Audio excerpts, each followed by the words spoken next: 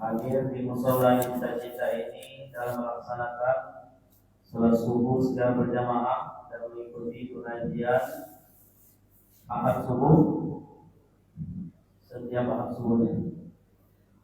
Salam dan salam marilah kita memohon kepada Allah Subhanahu wa taala agar disampaikannya syafaatnya kepada Nabiullah Nabi besar Muhammad sallallahu alaihi wasallam. Allahumma shalli wa sallim alaihi. Bapak, Ibu yang dimuliakan oleh Allah Subhanahu wa taala.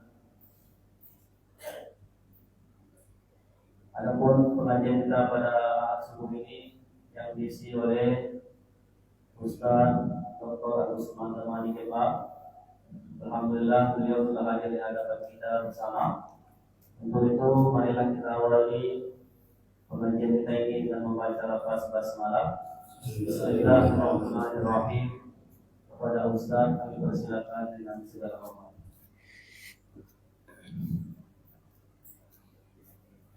Bismillahirrahmanirrahim.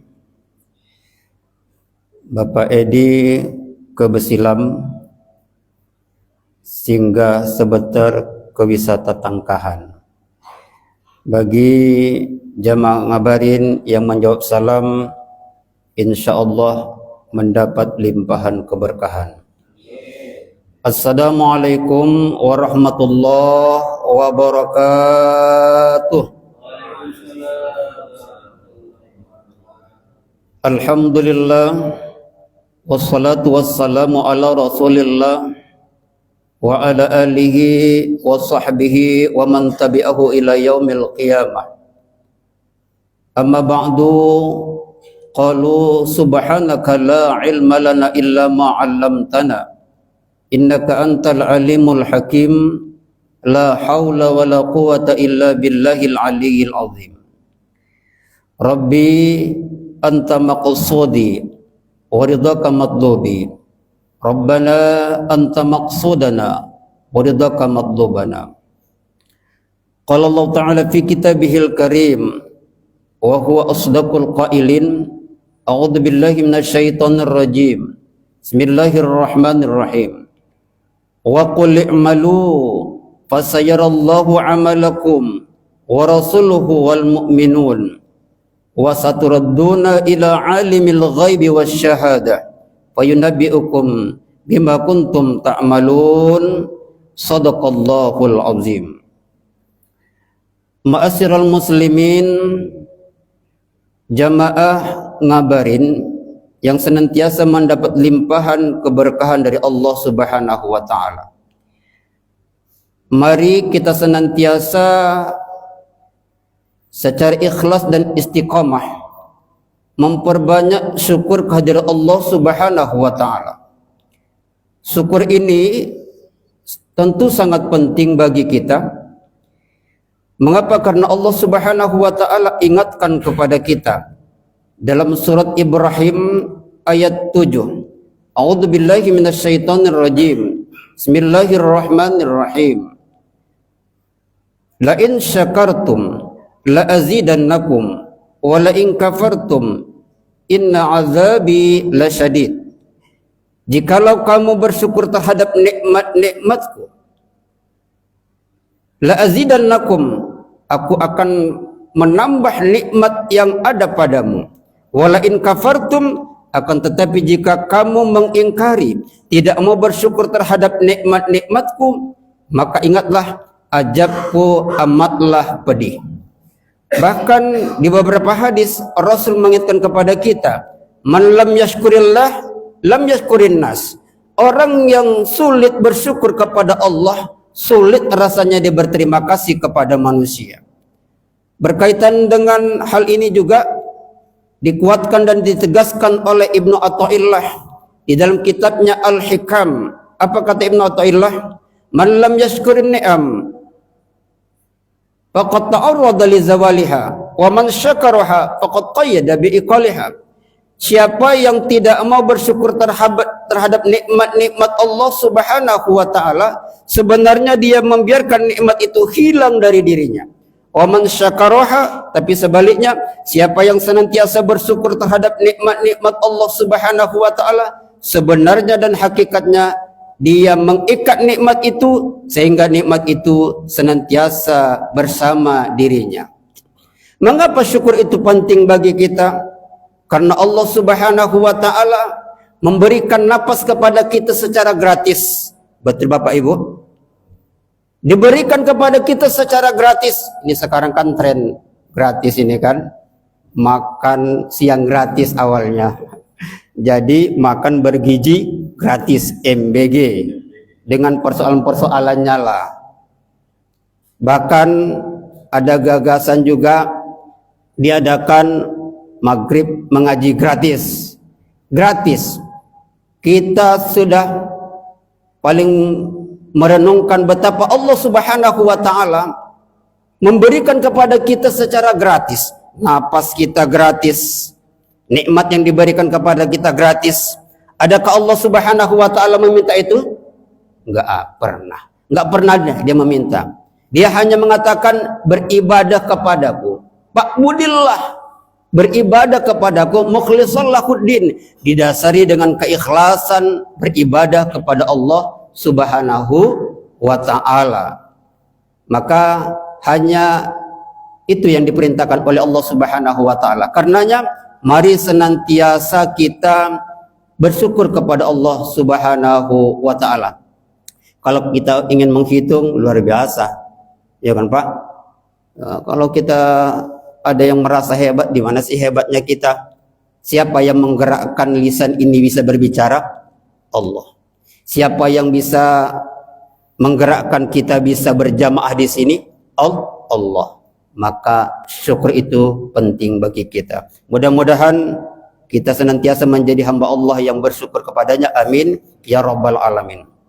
Selain bersyukur, mari juga kita berbanyak salawat dan salam kepada Rasulullah Nabi Muhammad sallallahu alaihi wasallam. Dengan ragam salawat yang kita sampaikan, ada salawat badriyah. Salawat badriyah.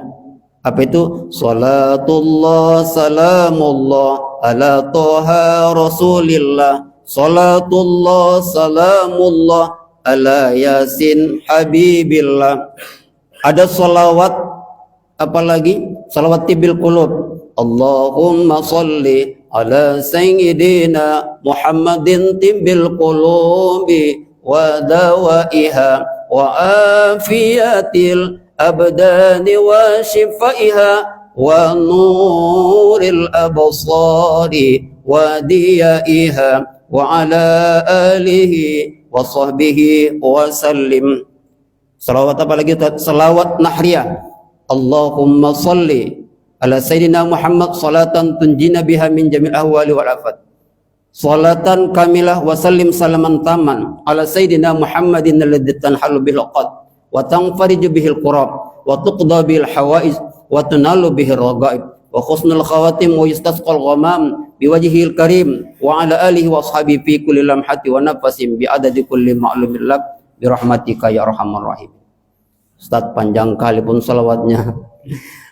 Paling tidak kita ucapkan Allahumma salli ala sayyidina Muhammad wa ala ali sayyidina Muhammad, atau Allahumma salli ala Muhammad wa ala ali Muhammad. Mengapa? Karena kata Nabi, al-bakhilu min ummati man dzukira bi falam yusalli alayya. Orang yang dari bakhil, orang yang kikir dari umat itu, hakikatnya apa? Yang ketika namaku disebut, mereka tidak menyebut namaku. Ketika mendengar Muhammad SAW, Allahumma salli wa sallim alaih. Kalaupun kita tidak bisa menjadi orang yang dermawan dalam menginfakkan harta kita, paling tidak kita dermawan dalam memperbanyak salawat kepada Rasulullah Nabi Muhammad sallallahu alaihi wasallam. Kelak kita yang bersalawat akan dibalas dengan syafaatnya di hari kemudian. Amin ya rabbal alamin. Jamaah Ngabarin yang senantiasa mendapat limpahan kedamaian dan keberkahan dari Allah Subhanahu wa taala. Ahad ini Ngabarin kita bicara tentang bekerja dengan nilai-nilai tasawuf. Kalau kita bicara tentang nilai, Itu berarti hal yang penting bagi kita. Penting nggak nilai, Bu? Penting, Pak? Penting nilai itu. Ini ketika nanti sudah bagi-bagi rapot, ya kan?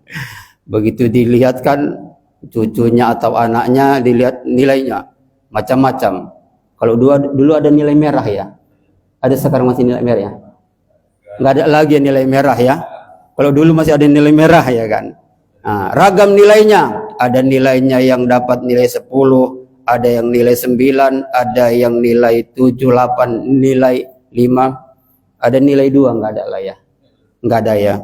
Ragam nilai yang dilihat itu menunjukkan betapa nilai itu sangat penting bagi kita. Nah, persoalannya ketika kita bicara tentang nilai, tentu bagaimana ketika kita bicara nilai dalam bekerja. Bekerja dengan apa? Bekerja karena Allah Subhanahu wa taala. Ada istilahnya bimafi. Apa itu? Billahi ma'allahi fillahi. Bekerja karena Allah, billah. Bekerja bersama Allah, ma'allah. Bekerja fillah, fi sabilillah, di jalan Allah Subhanahu wa taala. Karena itu Allah Subhanahu wa taala ingatkan kita melalui firman-Nya. Surat At-Taubah ya, surat At-Taubah ayat 105. A'udzubillahi minasyaitonir rajim. Bismillahirrahmanirrahim. Wa qul i'malu fasayarallahu 'amalakum wa rasuluhu wal mu'minun wa saturadduna ila 'alimil ghaibi wasyahadah wa yunabbi'ukum bima kuntum ta'malun. Wa qul i'malu, dan katakanlah i'malu, bekerjalah kamu, fasayarallahu amalakum wa rasuluhu wal mu'minun. Maka Allah Subhanahu wa taala, Rasulnya dan orang-orang yang beriman akan melihat pekerjaanmu. Wa saturudduna ila alimil ghaibi wasyahadah, dan akan dikembalikan kesemuanya itu kepada Allah. Alimil ghaibi wasyahadah, Allah yang maha mengetahui yang gaib, wasyahadah, dan yang nyata. Artinya amal kita itu sebenarnya dikembalikan kepada Allah. Bukan karena dilihat atasan kita, bukan karena dilihat pimpinan kita, bukan dilihat kawan kita, bukan, tapi karena merasa dilihat oleh Allah Subhanahu wa ta'ala. Fa yunabbi'ukum bima kuntum ta'malun, kata Allah, aku akan sampaikan, aku akan kabarkan kepadamu terhadap apa yang kamu lakukan selama hidup di dunia. Jamaah ngabarin yang senantiasa mendapat limpahan keberkahan dari Allah Subhanahu wa taala. I'malu fasayarallahu amalakum wa rasuluhu wal mu'minun. Bekerjalah kamu, maka Allah akan melihat kamu, melihat apa yang kamu kerjakan, Rasul wal mu'minun, dan orang-orang yang beriman. Di dalam tafsir, walaupun tidak secara luas karena kajian tafsir itu nanti Ustaz Heri, fa'iqa'ul mahabbah fi qulubihim. Artinya bekerja itu apa? Iqa'ul mahabbah, ada nuansa mahabbah, rasa cinta gitu ya. Fi qulubihim, di hati mereka. Ini yang digagas oleh Profesor Dr. Ki Haji Nasaruddin Umar, Menteri Agama Republik Indonesia, bersama Wakil Menteri Agama Republik Indonesia. Alhamdulillah kita mendapat luar biasa kehormatan, Wakil Menterinya dari Sumatera Utara ya. Amin ya Rabbal Alamin. Mungkin akan lebih baik nantinya Kementerian Agama kita di Sumatera Utara ini. Dr. Romo ya, Raden Muhammad Syafi'i ya. Apa mereka gagas itu? Ada kurikulum cinta. Ya. Jadi bagaimana bekerja itu senantiasa dirasakan dengan didasari dengan cinta. Ini kalau kita bicara tentang cinta nanti kita ingat AADC ya. Ada apa dengan cinta ya kan? Ya. Faiqaul mahabbah fi qulubihim li ahli shalah wal bughda li ahli fasad. Rasa cinta ke dalam diri mereka li ahli shalah, bagi siapa? Bagi mereka yang senantiasa bekerja itu didasari kebaikan. Wal bughdah, tapi kebencian juga li ahlil fasad, bagi mereka yang bekerja tujuannya untuk merusak-rusak kerja aja. Ada kan ada itu ya? Ada dua golongan itu. Di Pondok 4 nggak ada itu. Ya, yang ada di luar sana ya. Ya, kalau di 4 orang-orangnya soleh-soleh ya. Amin ya rabbal alamin.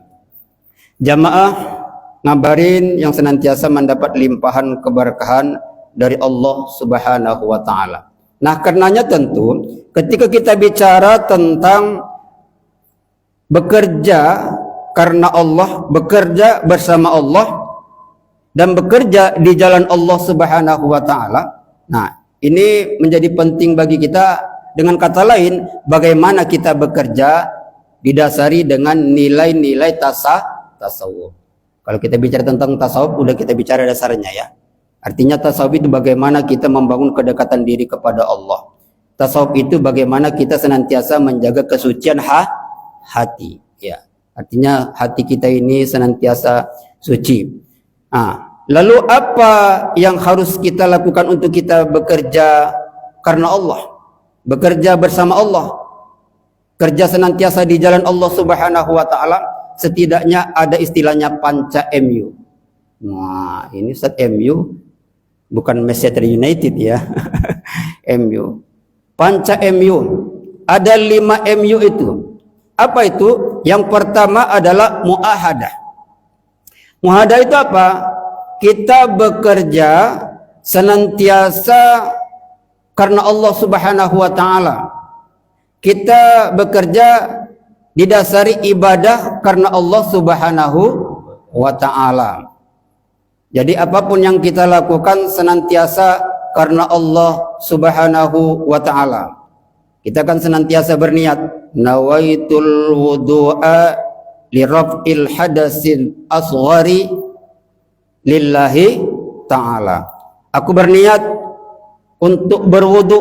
Tujuannya apa? Li raf'il hadasil asghar, untuk menghilangkan hadas kecil karena Allah Subhanahu wa taala. Wudu, hadas kecil dan lain sebagainya itu dari kaji nanti di fikih ya.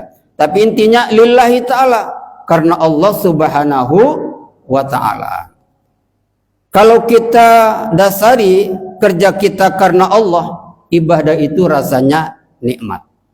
Kalau kita senantiasa bekerja karena Allah Subhanahu wa ta'ala, lillahi ta'ala, salat itu bukan menjadi kewajiban, tapi menjadi kebutuhan. Puasa tidak lagi menjadi kewajiban, tapi juga menjadi kebutuhan. Infak bukan lagi menjadi suatu kewajiban, tapi sudah menjadi kebutuhan.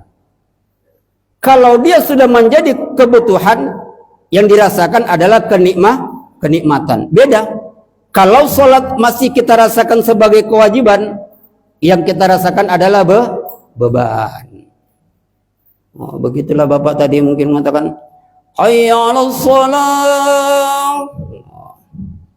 Bagi orang yang merasa itu suatu kebutuhan, dia udah datang di masjid sini. Tadi udah bapak lebih dulu dia daripada saya ya kan, udah di sini ya kan, luar biasa ya kan, luar biasa. Nah, tapi ya tidak sedikit juga, tapi agak jauh sana lah, bukan di daerah-daerah sini lah. Hayya 'alas shalah, kau sajalah katanya kan. Hayya 'alas shalah. Tapi dia senantiasa tidak tergerak hatinya. Dia tidak tahu bahwa sebenarnya pada hakikatnya Allah Subhanahu wa ta'ala yang memanggilnya. Allah Subhanahu wa ta'ala yang memanggilnya. Orang yang sudah merasakan ibadah itu kebutuhan, kalau orang begitu dipanggil baru datang, dia belum dipanggil sudah datang, itu berarti dia menjadikan sholat sebagai kebutuhan. Kebutuhan itu kan kalau dia nggak melakukan sakit ya, sakit. Nah, jadi begitulah. Jadi betapa sholat itu senantiasa ketika kita sholat itu memberikan ketenangan. Jadi kalau ada orang yang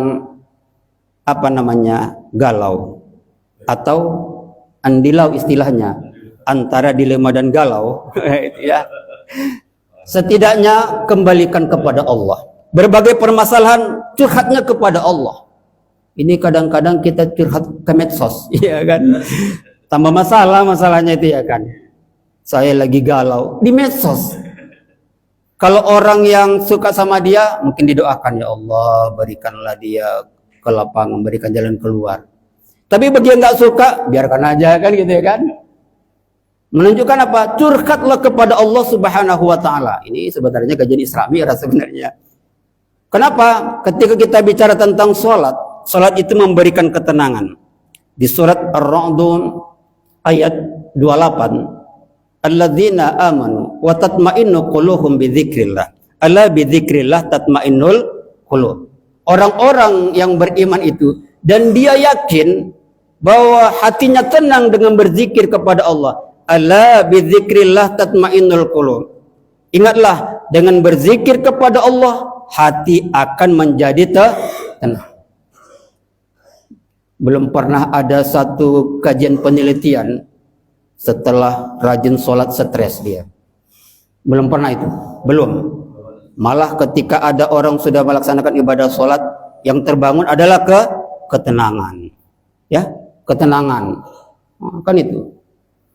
Kalau ada misalnya bukan di sini juga ini, di luar sana berantem lah suami istri, ya biasa cekcok lah ya kan. Mau dekat maghrib, ya kan, mau dekat maghrib, begitu cekcok dan lain sebagainya, azan si akil ya kan, azan si akil ya kan. Hayya 'alas shalah. Jadi kata suaminya, dilanjutkan setelah maghrib katanya. Nantilah deh kita lanjutkan setelah maghrib. Nah, begitu mereka sholat, gimana Pak Bang? Lanjut lagi?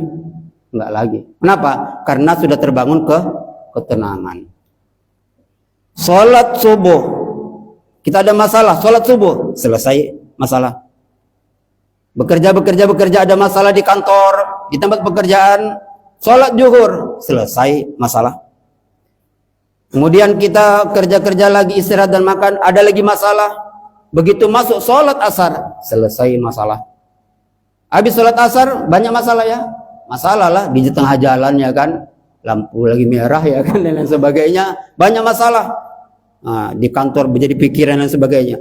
Ada sholat maghrib, begitu masuk sholat maghrib, setelah sholat maghrib, selesai masalah. Kita ada masalah dan lain sebagainya. Habis sholat maghrib, ada sholat isya, selesai masalah. Habis sholat isya, ada lagi masalah. Di tengah malam, curhatkan kepada Allah Subhanahu wa ta'ala. Wa minal laili fatahajjat bihi. Nun, di keheningan malam, bertahajudlah kamu kepada Allah. Tahajud itu bangun ya setelah tidur. Itu bedanya. Jadi ada istilahnya tahajud, ada namanya qiyamul lail. Apa bedanya Ustadz? Kalau tahajud itu dia bangun setelah tidur, itu tahajud. Kalau qiyamul lail nggak perlu tidur pun dia bisa melaksanakan qiyamul lail. Maka sholat tarawih itu nggak usah tidur dulu kan gitu kan. Karena nanti istilahnya yang namanya bangun tidur itu di tengah malam namanya tahajud. Tapi ketika dia tidak tidur, dia melaksanakan qiyamul lail. Itu bedanya itu. Nah, oleh karenanya setidaknya sholat ini menjadikan kebutuhan kepada kita. Mengapa? Karena dia memberikan ketenangan di dalam hidup kita. Jamaah ngabarin yang senantiasa mendapat limpahan kedamaian dan keberkahan dari Allah Subhanahu wa ta'ala. Itu yang pertama. Itu ya. Nah ini kalau kita lihat memang wajah-wajahnya lillahi ta'ala ini semua ya. Bapak Ibu ini, saya lihat tadi ada kalau kita di sini jalan jalan kaki ya. Ya sekitar Pondok 4. Ada ibu yang naik sepeda tadi saya lihat ya Bu ya. Dari luar Pondok 4. Allahu Akbar. Kenapa? Karena dia merasa bahwa putaran daripada sepedanya itu subhanallah. Berzikir dia ya kan, kemudian putaran dari sepedanya itu merupakan putaran kebaikan. Pahala terus. Enggak bertasbih roda sepedanya itu ya kan. Nah, itu ya. Nah, begitu juga kita. Kenapa kita hadir di sini? Setidaknya langkah kaki kita, setiap langkah kaki itu dihitung kebaikan. Jadi ketika kita berbuat baik itu enggak rugi. Yang kedua, ketika kita bicara tentang bekerja karena Allah itu, yang kedua adalah muraqabah. Ini nanti kita lanjutkan lah ya Pak Iqbal pada episode yang akan datang ya kan. Ada 3 ya, kita ngambil cuma 2 lah ini ya. Yang kedua adalah muraqabah. Muraqabah itu apa? Merasa bekerja kita, merasa kita dipantau oleh Allah. Maka saat sekarang ini orang banyak kerja keras, kerja tuntas, kerja peras, ya kan? Ya, nggak sampai kerja ikhlas.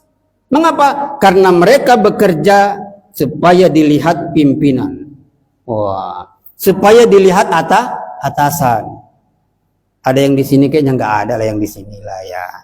Di luar sana itu kawan saya banyak. Mereka bekerja itu merasa dilihat oleh atasannya. Iya, tapi kalau yang bapak-bapak dan ibu di sini, Pak Agus, nah ini dia merasa dilihat oleh Allah Subhanahu Wa Taala. Apa buktinya? Naik tingkat dia ya kan? Naik tingkat itu. Siapa yang mengangkat derajatnya itu? Maqamam mahmudah. Ke derajat yang paling mulia itu Allah Subhanahu Wa Taala. Dari guru yang biasa tapi ikhlas, sabar, menjadi wakil kepala sekolah. Wah, yang kan bidang kemahasiswa, bidang siswa luar biasa ya kan. Alhamdulillah dia punya mobil sekarang ya kan. Ya, itu ya artinya bekerja merasa dipantau oleh Allah. Pak Firman bekerja merasa dipantau oleh Allah, walaupun dilihat atasan, tapi merasa dipantau oleh Allah. Pak Julham merasa dipantau Allah. Iqbal merasa dipantau oleh Allah. Sarabudin lagi merasa dipantau oleh Allah. Bapak-bapak kita semua di sinilah merasa dipantau oleh Allah. Apalagi si Akil. Akil ya, merasa dipantau oleh Allah Subhanahu Wa Taala. Ini muraqabah. Muraqabah ini penting bagi kita. Kenapa? Karena kita teladanilah Nabi Yusuf. Nabi Yusuf itu begini. Nabi Yusuf itu nabi yang paling tampan. Gimana ketampanannya? Wah, luar biasa. Kalau sekarang ini Sahrul kan gak ada apa-apanya lah. Di Indonesia siapa yang paling ganteng? Macam lah kita bilang artis-artis itu gak ada apa-apanya dibanding Nabi Yusuf. Gimana ketampanannya? Sampai ketika Nabi Yusuf berjalan, disediakan memang pisau dan semacam buah-buahan. Begitu mereka melihat Nabi Yusuf, yang dipotong itu bukan buah itu, tapi jari-jari mereka. Allahu Akbar, dahsyat, luar biasa gitu ya kan. Ma hadza illa basan. Wah, ini bukan manusia, ya ini kayak malaikat ini gitu. Itu ketampanan Nabi Yusuf. Kalau itu aja mereka bisa luar biasa, apalagi Siti Zulaikha. Ringkat cerita, Nabi Yusuf dipanggil ke ruangan daripada Siti Zulaikha. Biasa namanya pembantu ya kan, pembantu raja. Begitu dia masuk, tiba-tiba Zulaikha mengunci pintu. Wah, itulah Zulaikha ya biasa kan. Kemudian Zulaikha menampakkan auratnya di depan Nabi Yusuf. Tapi apa jawaban Nabi Yusuf? Inni akhafullah. Saya takut dengan Allah. Kalau sekarang ini kesempatan ini kan gitu ya kan. Wah, ya kan. Bayangkan raja nggak tahu apa yang dilakukan Nabi Yusuf. Siapa yang tahu? Cuma mereka berdua. Tapi mengapa yang keluar dari bibir mulai daripada Nabi Yusuf itu? Inni akhafullah. Karena dia merasa dipantau oleh Allah. Kalau ini yang sudah ada pada diri setiap kita, nggak perlu KPK. Nggak perlu KPK itu. Ya nggak perlu KPK. Polisi sekalipun nggak perlu sebenarnya. Kalau kita merasa sudah dipantau oleh Allah. Masalahnya kita ini bekerja tidak merasa dipantau oleh Allah. Bayangkan ya. Ya kenapa kadang-kadang ya ini kan ada sepeda motor kita, jangan ke sepeda motor, sepeda biasa aja kadang digondol maling ya kan Kil ya, digondol maling. Kenapa? Karena maling itu dia merasa dipantau oleh CCTV. nggak ada CCTV, maling, kan gitu kan? Nah, di sini ada CCTV. Anak-anak aja gitu, wah ada CCTV, ditengok yang nggak ada CCTV. Ah, itu tadi. Kenapa? Karena tidak terbangun mereka merasa dipantau oleh Allah Subhanahu wa Ta'ala. Nah, karenanya setidaknya bekerja itu harus kita bangun, kita merasa dipantau oleh Allah Subhanahu wa Ta'ala. Itulah dampak pengaruh kurikulum cinta itu. Kerja itu didasari oleh cinta. Mengapa? Karena kita merasa dipantau oleh Sang Maha Cinta, Allah Subhanahu wa Ta'ala. Kita aja lah ya kan, kalau istri kita nengok kita, wah luar biasa semangatnya ya kan, gitu ya.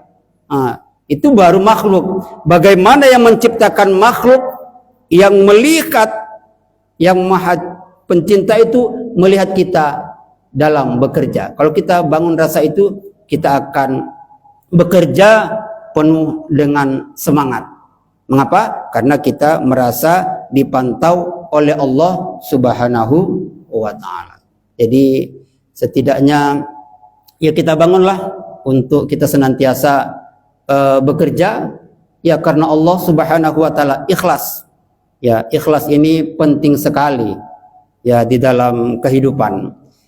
Guru saya pernah bercerita, tapi ini ada hikmahnya ya, hikmahnya. Dulu ada di satu kampung ya, di tengah hutan itu ada satu pohon oleh masyarakat kampung itu. Pohon itu disembah. Ya kan biasa itu dia bilang, sembah, ini ada kekuatan di sini. Satu orang pemuda melihat ini, wah, saya nggak suka. Ini menjadikan sesuatu yang musyrik. Wah, dia pun dengan semangat karena Allah Subhanahu wa Ta'ala, istiqomah, dia pergi ke hutan. Tujuannya apa? Untuk menebang pohon itu. Ini pohon kesyirikan ini. Begitu sampai di depan pohon itu, ketika dia mau menebang, dia berjumpa dengan menjadi manusia. Pohon kemusyrikan. Kenapa? Ini banyak udah penduduk menyembah pohon ini. Loh, tapi kan kamu nggak menyembah. Iya, memang saya nggak menyembah. Tapi orang-orang penduduk ini syirik kepada Allah Subhanahu wa Ta'ala. Allah, kalau mereka yang melakukan kamu nggak melakukan, nggak usah ditebang. Mengapa? Begini, nggak usah ditebang. Kenapa? Karena ketika kamu nanti pulang, ya ingat aja, ketika kamu pulang nggak kamu tebang ini, begitu bangun tidur di bantal nanti di bawahnya Anda akan menemukan 2 dinar, 2 dirham uang setiap hari. Oh, mau yang awalnya dia lillah, akhirnya dia syahwatnya kepada materi. Kemudian dia pulang. Ya, kira dengan apa yang disampaikan orang ini, iblis yang menjelma sebagai manusia. Kemudian dia pun tidur malam. Begitu dia bangun tidur, Pak Agus, begitu dilihat di bantalnya ada uang 2 dirham. Tapi hari-hari berikutnya begitu dia bangun nggak ada lagi. Hari berikutnya nggak ada lagi. Oh, parah dia, ini pembohong ini kawan ini katanya. Balik dia ke hutan mau menebang, jumpalah dia dengan iblis yang menjelma menjadi manusia itu. Akhirnya yang kalau sebelumnya dia itu menjelma sebagai manusia, dia mewujudkan orang sebagai memang iblis. Akhirnya apa katanya? Saya ingin tebang pohon ini. Pembohong kamu. Kenapa? Katanya setiap hari saya bangun tidur ada cuma sekali saya akan tebang pohon ini. Jangan. Akhirnya mereka berkelahi, bergulat sampai mau dicekiknya pemuda ini. Akhirnya pemuda mengatakan, siapa Anda? Saya adalah iblis. Kalau sebelumnya saya takut dengan Anda. Mengapa? Karena Anda datang menebang pohon ini dengan dasar karena Allah. Tapi saat sekarang ini Anda datang didasari materi. Anda sudah terkena syahwat materi. Ini artinya apa? Pentingnya kita senantiasa menjaga keikhlasan. Ya, jadi yang datang berhadir di sini orang-orang yang ikhlas lah ya. Amin ya rabbal alamin. Baik jamaah ngabarin yang senantiasa mendapat limpahan keberkahan dari Allah Subhanahu wa taala. Ini saja yang dapat Ustaz sampaikan, 2 poin ya bagaimana kita bekerja ikhlas karena Allah Subhanahu wa taala.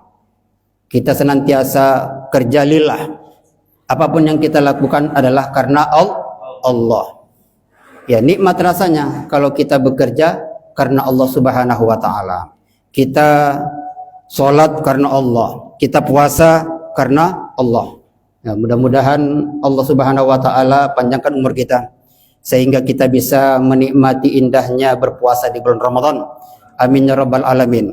Kita juga bisa bersedekah karena Allah. Tapi sedekah jangan hanya dipahami sedekah materi, tapi sedekah selain materi. Kalau sedekah hanya dipandang sebagai duit, nah ini kecil kali kita pandang pemahaman tentang sedekah. Sedekah itu bisa sedekah dengan ilmu, bisa sedekah dengan kerja. Nah ini kan nanti ada yang orang yang kadang memberikan makanan, itu ya, itu bagian daripada sedekah. Saya Ustadz bisalah bersedekah apa? Ya kalau ada yang rusak biasa saya perbaiki, itu sedekah. Ya, sedekah dengan kekuatannya. Ya, artinya bagaimana kita senantiasa ya membangun kerja itu ikhlas karena Allah Subhanahu wa taala. Yang kedua, mari kita bekerja merasa kita dipantau oleh Allah Subhanahu wa taala. Ini dahsyat luar biasa ini. Kenapa? Karena tidak sedetik pun kita bisa lolos dari pandangan Allah Subhanahu wa taala. Saya mau tahu kalau ada, saya sampai sama kawan-kawan saya, ada orang yang lolos dari pandangan Allah. Kalau ada, kita umrohkan. Kita umrohkan. Ada?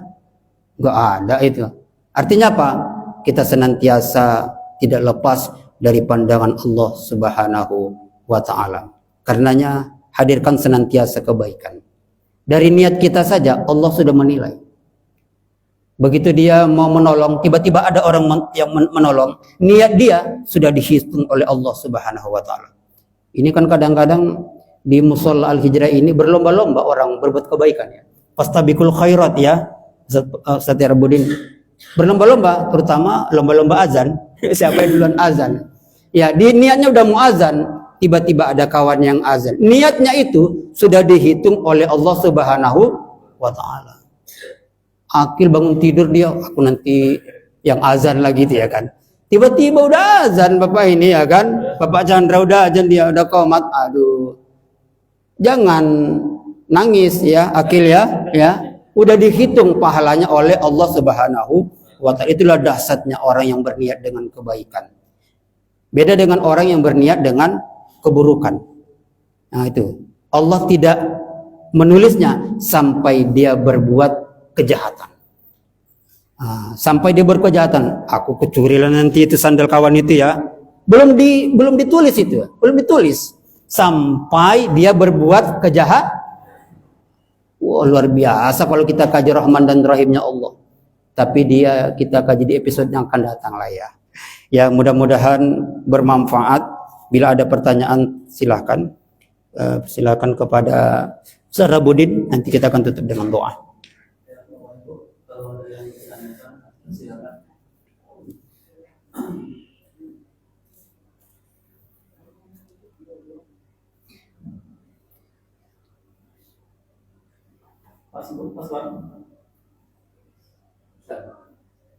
Ya baik, Ustaz Rais ini. Ini orang yang dapat pahala setiap setiap ngabarin, ya, luar biasa ya. Yes, silakan Pak.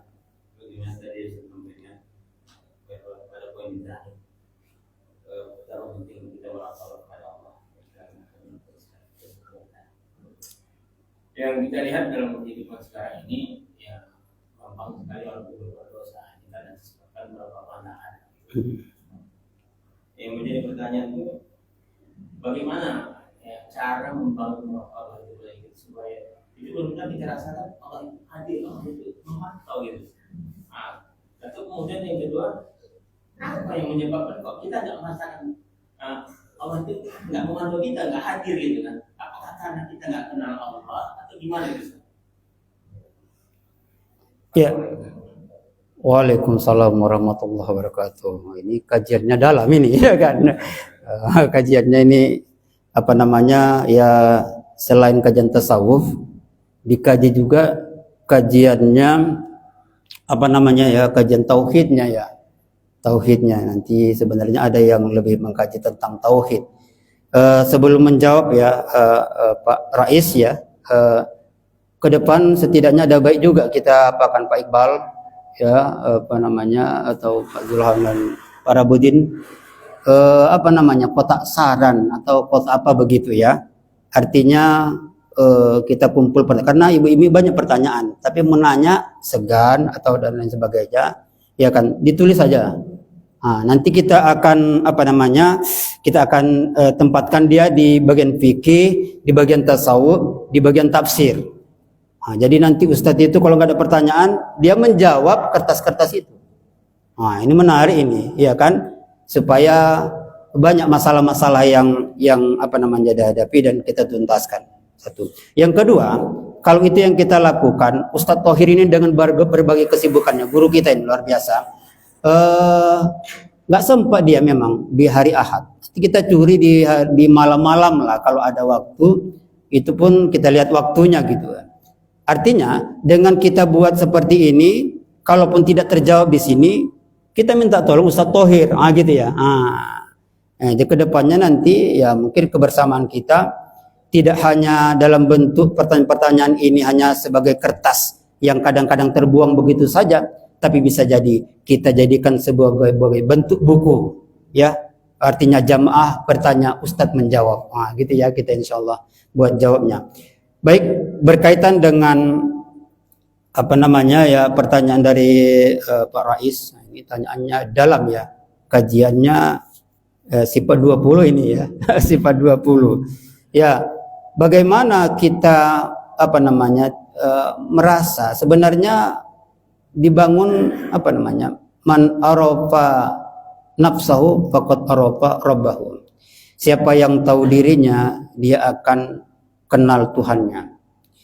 Kalau kita kaji sifat Allah, asma Allah, sebenarnya kita ini siapa sih sebenarnya gitu, ya kan? Ketika kita sombong, yang kita sombongkan apa gitu? Ketika kita berbuat dosa, kita tahu nggak Allah itu maha melihat gitu. Maha melihat. Ketika kita mengerjakan, kita tahu Allah.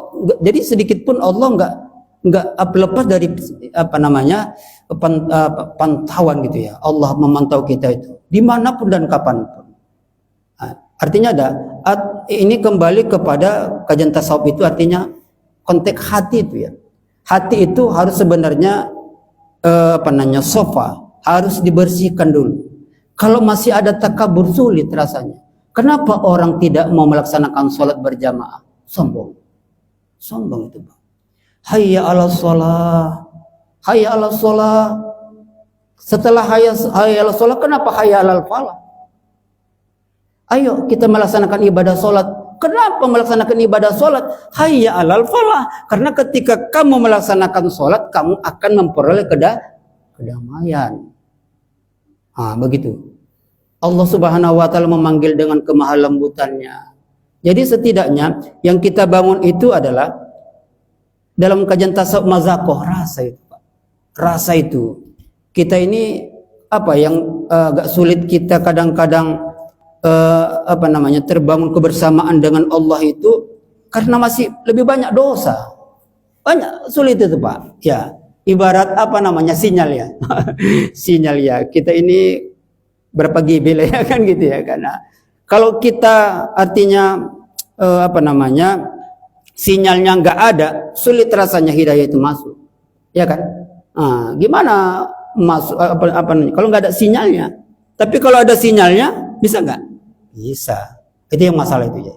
Jadi kalau orang masih hatinya kotor saja, maka bersihkanlah pelan-pelan, harus dibersihkan. Jadi sebenarnya membersihkan hati inilah yang penting. Maka surat Asy-Syams yang Ustaz bacakan ketika di subuh tadi, qad aflaha man zakkaha, berbahagialah orang yang senantiasa membersihkan hati. Terus semalam gibah, ini bersihkan lagi, ini bohong, bersihkan lagi, terus gitu. Ya kan, kita kan senantiasa baik dosmir ya, dosmir kereta kita, mobil kita, hati kita jarang kita dosmir ya, ya kan. Coba didosmir hati kita ini dengan apa? Perbanyak zikir. Udzukurullaha dzikran katsir, berzikirlah kepada Allah dengan sebanyak-banyaknya.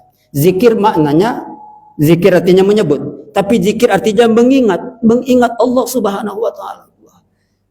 Maka begini, Muhammad Wasis bicara tentang muhasabah begini, kalau seandainya lah dosa itu memiliki bau, orang tidak akan mau dekat kepada.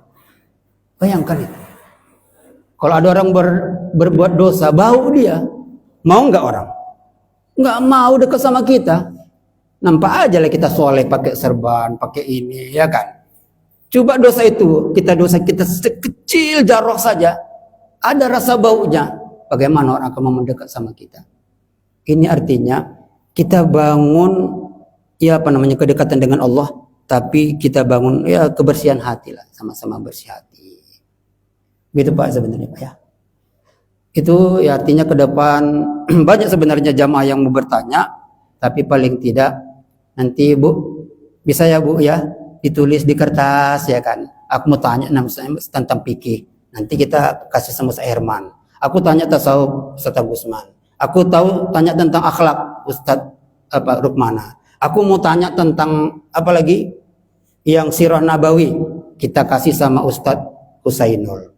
Aku tahu tentang hal yang lain, tanya Sarabudin dan lain sebagainya. Itu ya Pak ya. Oke Ustaz.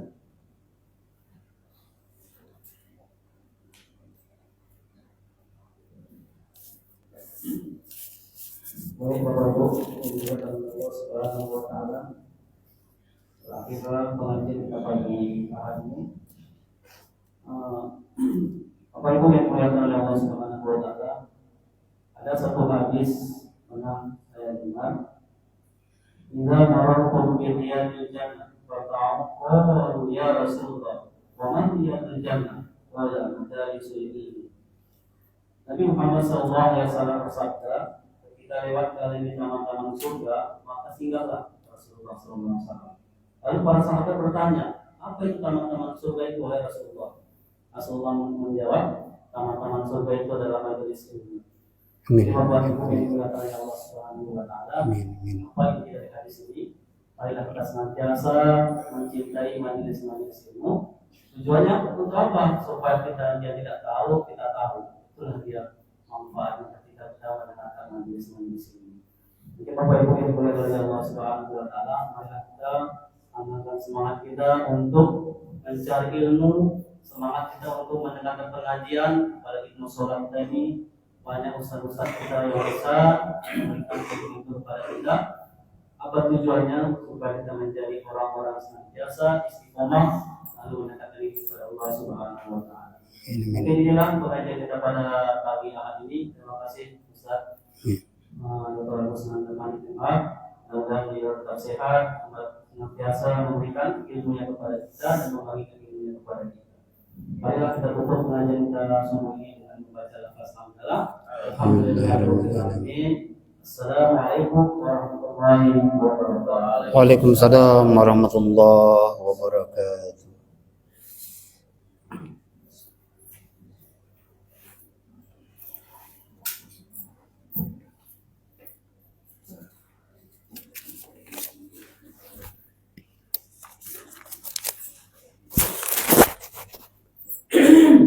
Ada apa itu Bu? Apa namanya? Makanan apa? Mie. Ada ya Pak? Mie ada kan? Iya. Ibu ada apa juga? Ibu puasa. Oh iya. Banyak puasa. Kil.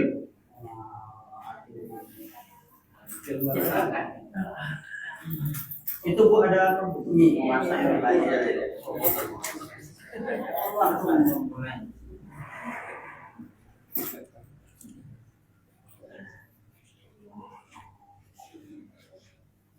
Ya.